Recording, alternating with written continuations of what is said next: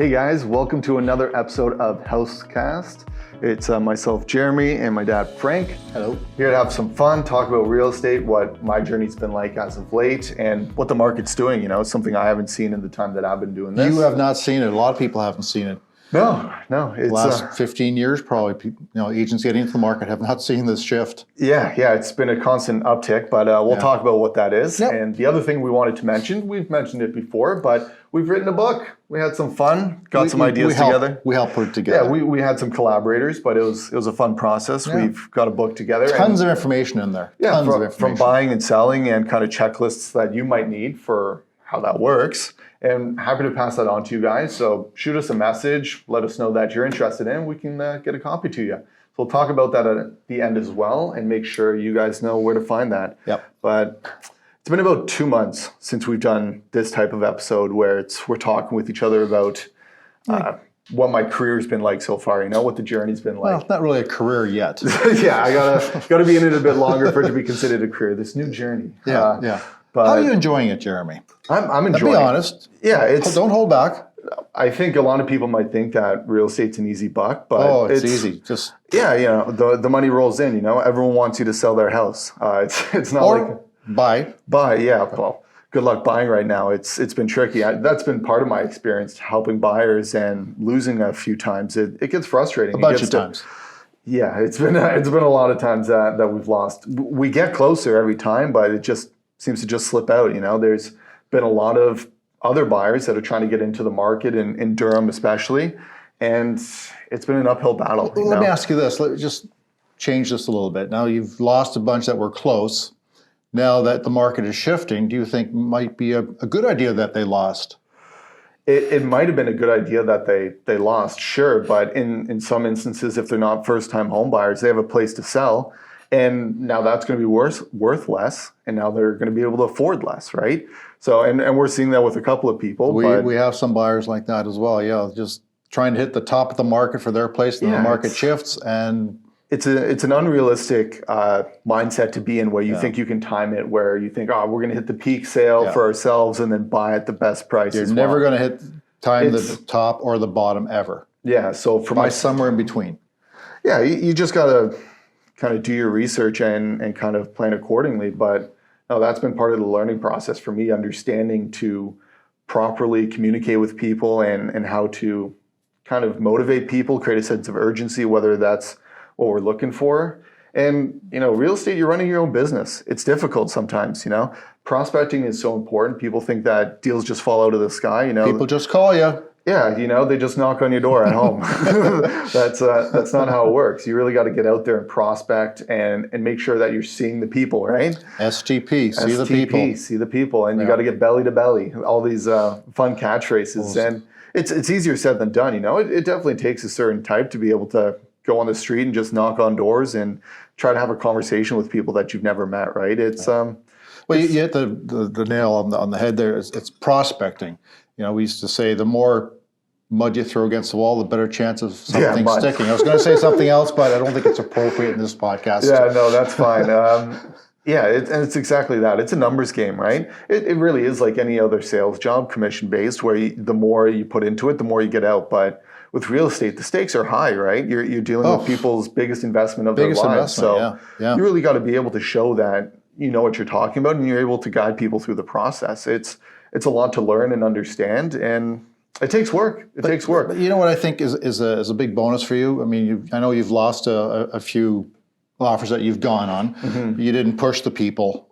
But in the end, they'll probably appreciate that. They'll be your clients for life. And that's really what you want to build as a clientele for life. Absolutely. You're not looking to force somebody into a place, right? You want to make sure they're comfortable. And I think that also goes in hand with understanding their situation, right? Whether they're a first-time home buyer and they want to get into a place quicker because inflation is shifting, right? And that's affecting people a lot. What is the inflation rate these days, Jeremy? Inflation rate, it's gotten up there. What are we at? 5.7%? Is it 5.7? I was going to say highest around 3. In 30 years? Yeah, it's gone up there, So what's the government doing about it? Bank of Canada rate? Bank of Canada? Yeah, what are they doing about the inflation rate? Well, they're the ones increasing it, the Bank of Canada. And they're going to keep increasing it, right?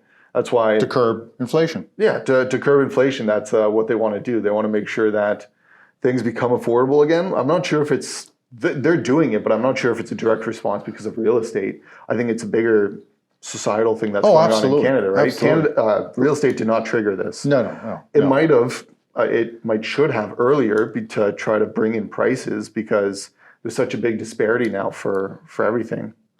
Well, I think it all comes back to the pandemic as far as The availability of goods and service. Yeah, that's really hiked everything else up, right? But real estate's been on that trajectory for a while, right?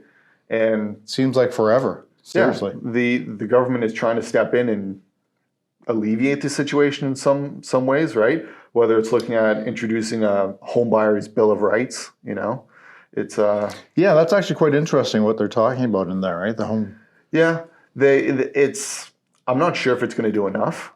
I think the problem is bigger than just getting rid of blind bidding and those kind of things. Blind bidding. Can you explain that a little bit for our audience, please? Yeah, blind bidding is basically what we take part in right now in real estate, where if there's 8 offers on the table, nobody knows what the other person is offering. It's blind. You're not going to be able to know that until the very end, basically, whether you put enough in or if somebody is way over. Well, when you say the very end, until it's basically a done deal. Yeah. You have your time, your window frame of submitting, and then usually an hour or two after that, the agent gets back to you and says whether or not you were close. Sorry, you lost. And they don't need to disclose the price that it sold for until it's actually up on MLS, right? Well, until they get the deposit check. Yeah. So you don't even know if you're close in the No. current situation, which I can understand why people would think it's a dangerous process, where people are bidding 100, 200,000 over the other person, right? And I know that's something you've talked about that you still see as a problem is getting rid of blind bidding because if people know what they're going to be going up against, they're just going to keep going up against each other, right? Keep raising until they do get to that 100,000, 200,000 over, right?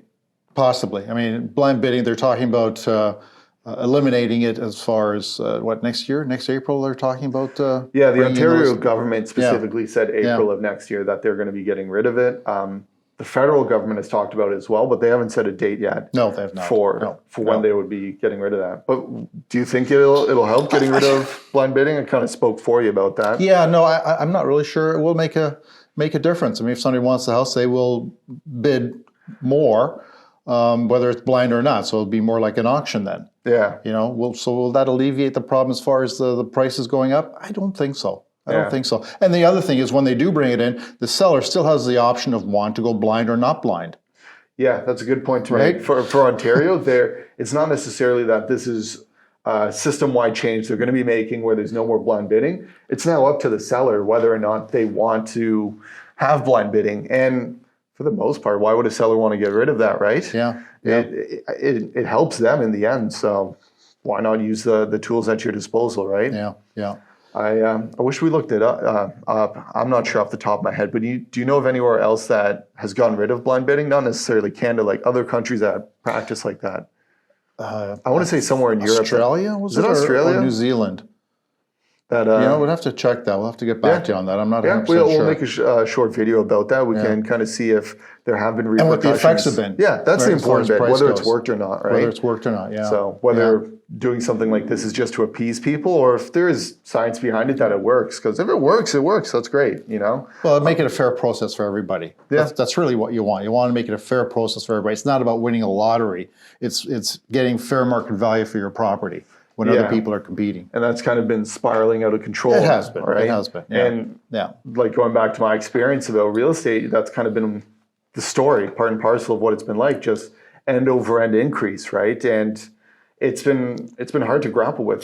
Sellers are excited for it. They want to take advantage of it, but they got nowhere to go, Well, I saw kind of a neat statistic this morning before we came out here. Townhomes in the GTA, since the peak in February, the prices have dropped by 22%. 22%. 22%. That's a decent downturn. That's a huge downturn. I mean, we're still up good 18% from last year. Yeah, overall. So it's still up, but from the peak in February when it was just insane. Yeah, nutty. Right? Not sustainable. Not sustainable. Yeah, and I know we talked about the stats before we got in here and we wrote them down for that. But prices have been going up year over year still. From March of last year to this year, it was 1.1 last year. It's 1.299 for The average, a million, the average home in the GTA and surrounding area.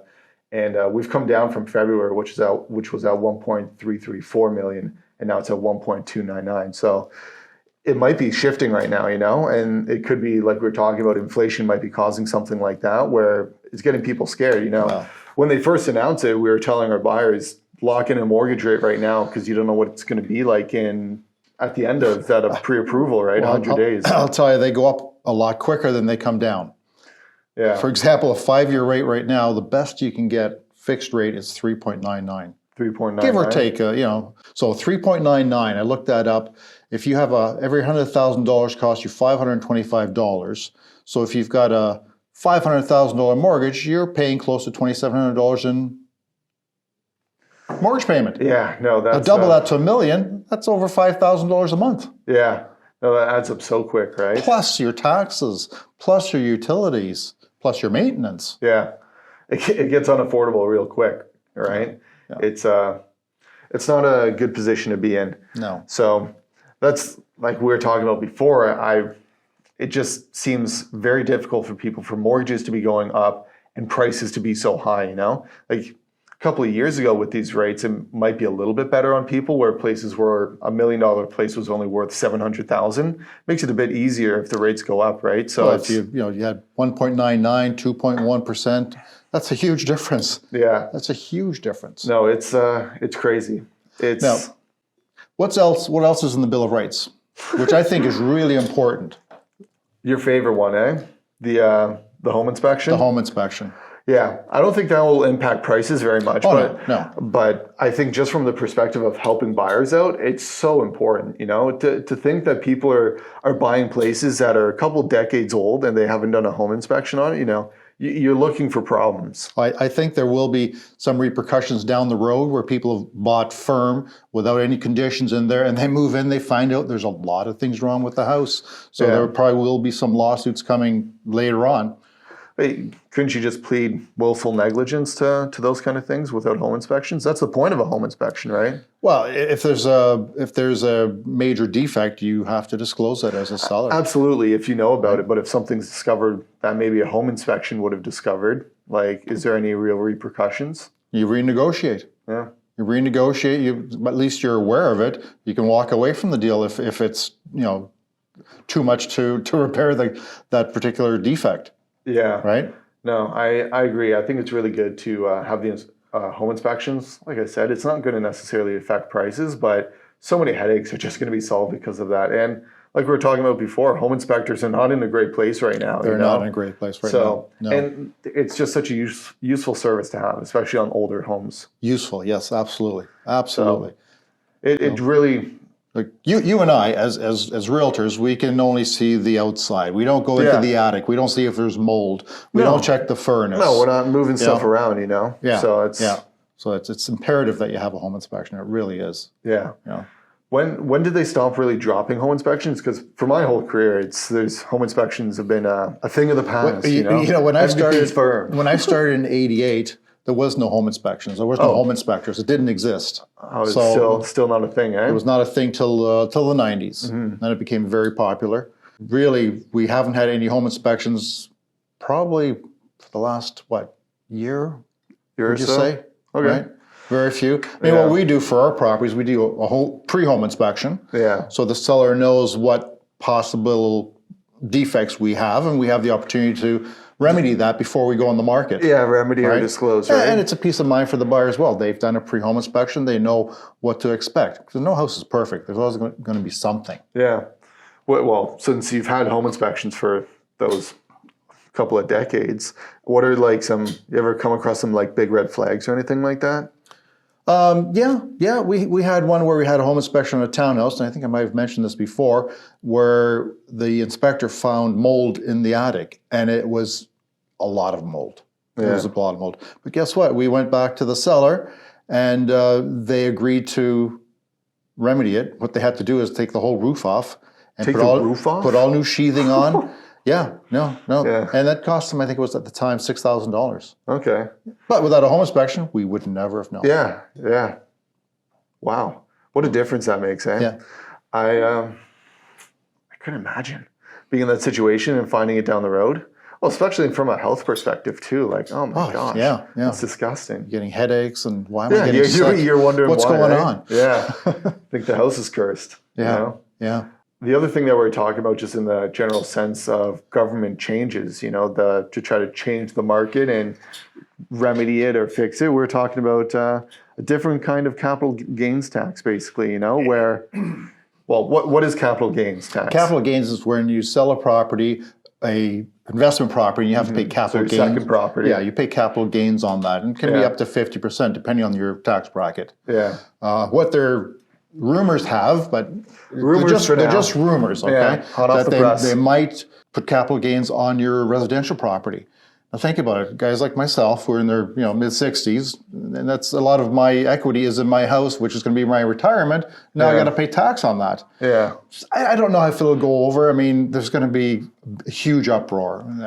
Yeah. Especially losing all the value that's been created in your home over all these years, depending right? on your tax bracket, you can lose up to 40% of that equity that you had, that you're counting on for your retirement. Exactly. That's what makes it really scary for a lot of people, would be the fact that you've had this plan for so long now as being the route you were going to go to kind of downsize, take some equity out of the home and have a nest egg. But it just removes that option for people that could be planning that for, like, you guys have been in the home for 26 years, right? 29, Jeremy. 29? 29. 29 years. Remember, you were born there. You're almost 28. So. Yeah. Yeah, it's been a while that we've been in that place. Yeah. But so that's the government is trying kind of a mix mash of different things to see what cools the market, what even just alleviates people's peace of mind, right? Give that to them from home inspections, but it can be dangerous with going down the route of kind of blindsiding people with something like that, right? So yeah, you have to be aware of what you're buying. Yeah.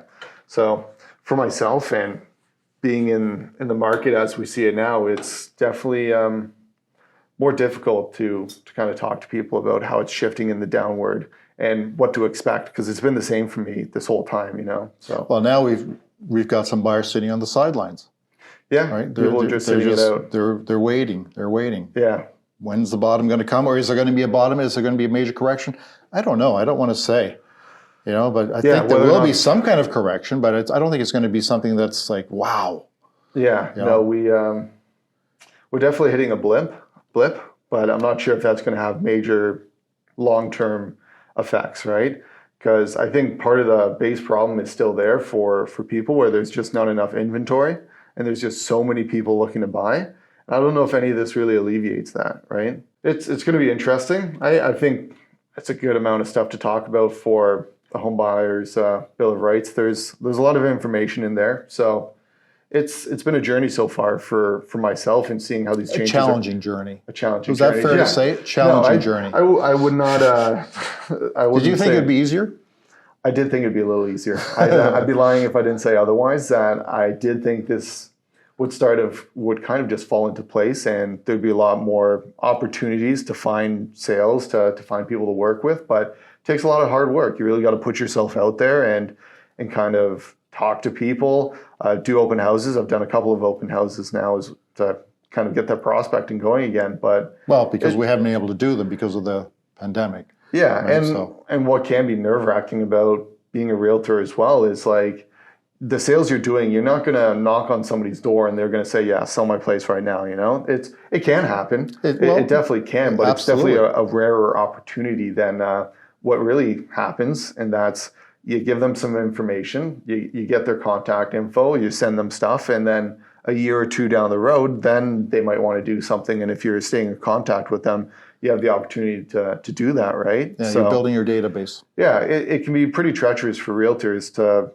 go at this for a month or two and then kind of lose heart because the prospecting hasn't turned into anything, when really you got to understand, for the way this works, it can be 3 months, 6 months, a year down the road before something really happens. So it's been challenging, and with the way this is going now, it's a new challenge, right? So every now and then you do get lucky because in our office we have what they call duty time. yeah, absolutely. And I had somebody, this is going back 4 or 5 years now, walk in and ended up selling 5 of his properties. He had a whole bunch of rentals and ended up selling. But that's you can't count on that. No. That's luck sometimes. But it does happen. It does happen. And you got to make your own luck, Yeah. So you got to put in the work. Yeah. So it's been an interesting journey, and I'm still enjoying it. It's more to come, Jeremy. More to come. It's fun. It'll get better. Like Promise. The reason I'm enjoying real estate still, even though it is nerve-wracking, kind of having to do this prospecting and not seeing results, but it's nerve-wracking, kind of how long it can take, So but you gotta admit, when we get that deal, how does it feel? When they got you feel like your buyer got a really good deal. No, it's great, isn't it? Yeah, no, it's a fantastic feeling, right? So it's about balancing that, right? And not kind of getting hung up when you've got some losses. You don't want to have the highs and lows. You just got to stay in between the lines. Yeah, you got to keep level-headed with these kind of things. It's definitely difficult to do. I'd be lying if I said otherwise. It's a challenge that you don't really expect, Yeah. So I've been enjoying it, though. It's getting out and seeing people and talking to people about something that I do find interesting. So absolutely, And honestly, I like connecting with people and being able to provide value to them. And that's kind of providing value. That's what it's all about. At its core, that's what real estate is, providing some kind of value to people. And as a realtor, you're building relationships, You're making sure people are comfortable with the process and you develop friendships through it, right? That's a lot of the work that you've done, right? Most of your clients are just friends, right? Well, they've become friends. They've become friends, absolutely, right? Yeah, because of real estate, because they knew you were in their corner like a friend, right? I'm in their corner is right. Yeah, it's definitely about learning how to be able to have those friendships with people and help them. Nurture them. Yeah, and nurture them, right? Give them information. It's funny we talk about it. It's true though. It's important to keep that in mind because it's easy to get commission breath or something like that, right? Where it does happen, and it's not saying that's something that we do, and that's something I've learned from you, but a lot of realtors are just looking to make a transaction happen, right? Just from start to finish as quick as possible. Make transaction happen, on to the next one. Yeah, they don't have a referral business, right? Yeah. And that's something that I'm learning as a new realtor, creating that database and being able to nurture it, to be able to work with them so that they become your advocates. They know that you're going to help them. Exactly. Because they're, like you said earlier about working with them, you're not pushing them into a place, you're understanding their situation and making sure they're comfortable, right?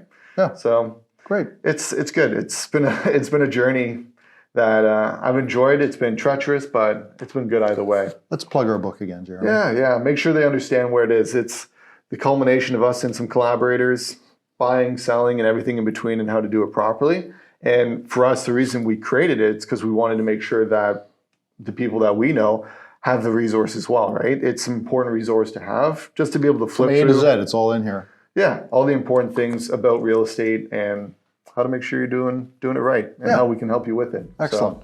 Excellent. Yeah, I think that's a good wrap on what we've been talking about. I think so. Appreciate you guys tuning in. Shoot us a message if you got any questions you want us to Love to hear from you. Yeah, it's always good hearing that you guys are enjoying this stuff and look forward to making some more for you. So we'll talk to you guys soon. Signing off. Take care. Have a good one, guys.